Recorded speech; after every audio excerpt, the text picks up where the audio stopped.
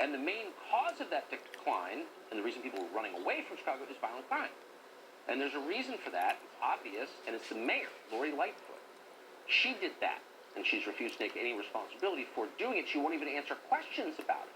But one journalist in the city of Chicago, there aren't many left, a radio show host called William Kelly, was not deterred, so he asked a couple of simple questions of Lori Lightfoot. Here he was last week. Across the street, we had a police officer on duty, the victim of a hit and run. We have Michigan Avenue, the magnificent miles now referred to as the Mile of Fear. The Water Tower Place has thrown the keys back to the lender. They say they don't want to be in Chicago anymore.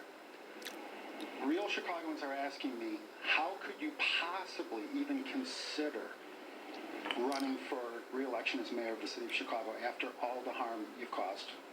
Well, I disagree with you fundamentally, and I don't think I need to address any and dignify your comments 1 second further. Next question. Not 1 second further. Right.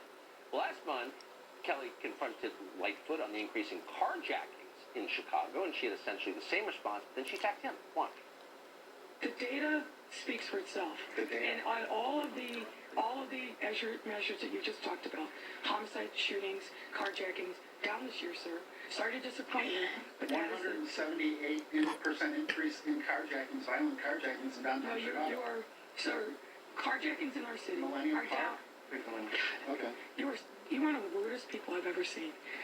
You really are. I am? Yeah, you are, sir. Okay. You are. I would think that carjackers would be the rudest people. Well, no, you're rude in this room.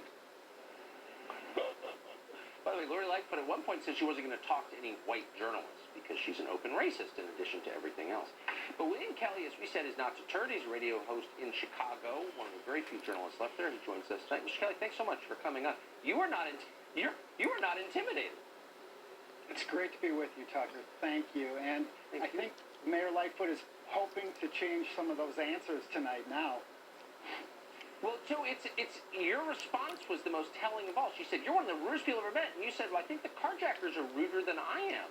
But I got the feeling she dislikes you more than the carjackers. I think you'd be right about that, Tucker. For the last 2 years, Mayor Lori Lightfoot could just say, crime is down, the economy's fine, just close your businesses, shut down the church, and don't go to school, and everything's going to be fine. Obey me. And the Chicago media just accepted this, and then I started going to her press conferences and asking actual questions, and all hell broke loose. But I don't understand. I mean, Chicago, it's the home of Mike Royko and City News Service. You had one of the most robust media markets, its own ecosystem for like over 100 years. Where did it go? Well, that's the Chicago I grew up in. I was born and raised in Chicago. I love Chicago with all of my heart. Yeah. I take this personally, Tucker, and, I have to say that when I was growing up, I was raised to believe that Chicago was the greatest city in the history of the world, and that the mayor was the most important job in the world. So if somebody had told me when I was a kid that I'd be taking on the mayor of Chicago, I would have thought that something had gone horribly wrong. It's not the typical career path for an Irish Catholic from the South Side. But, I take this personally, and I hear politicians on the national level saying that we need to worry about the city of Kiev.